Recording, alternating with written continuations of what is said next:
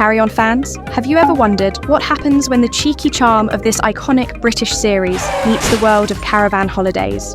Today, we're unpacking Carry On Behind, the 27th film in the legendary series that gave us saucy humour, unforgettable characters, and, well, a few eyebrow-raising moments. Released in 1975, this one came with some big changes. First off, it's missing two of the series mainstays, Sid James, who was off touring in a play, and Talbot Rothwell, the scriptwriter behind so many Carry On classics. Instead, Carry On Behind was written by Dave Freeman, making it the first in over a decade not penned by Rothwell. But don't worry, there's still plenty of chaos, innuendo, and eccentric characters to go around. Taking Sid's place as the roguish, cheeky everyman is Windsor Davies in his first Carry On role. He's Fred Ramsden, a butcher with a wandering eye and a love of adventure, perfectly paired with Jack Douglas as Ernie Bragg, his hapless electrician buddy. Together, they head to the Riverside Caravan site for what they hope will be a lad's holiday of mischief, while their wives, played by Liz Fraser and Patricia Franklin, head off to a health farm. Of course, nothing goes to plan. But then,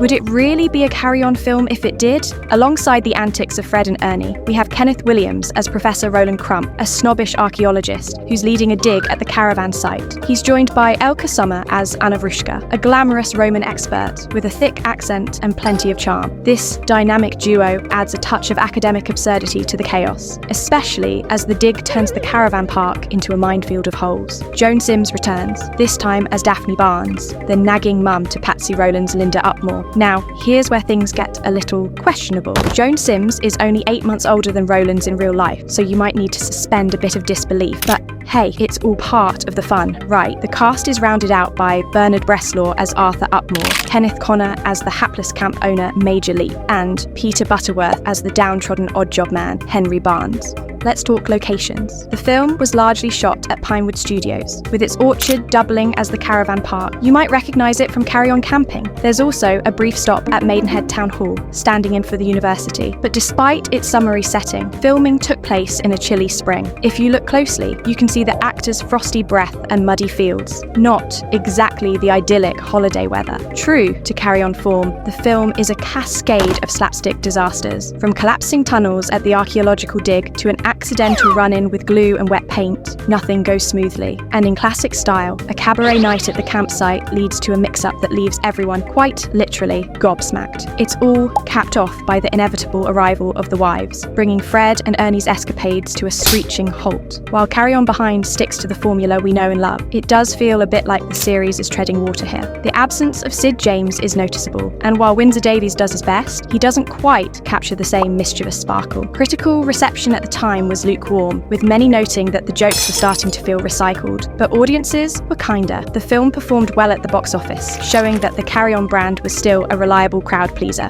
Interestingly, this was the final Carry On appearance for several series regulars, including Bernard Bresslaw, Patsy Rowlands, and Liz Fraser, marking the end of an era. It's also worth noting that Joan Sims and Bernard Bresslaw were double booked, working on One of Our Dinosaurs is Missing at Pinewood simultaneously. So, is Carry On Behind a classic? Not quite, but it's still a fun, cheeky romp with enough charm to make it worth a watch. Whether you're a die-hard fan or just looking for a bit of nostalgia, this one's got its moments. Let me know your favourite Carry On memories in the comments below, and don't forget to like, subscribe, and hit that bell for more deep dives into British film history. Until next time, keep calm and carry on.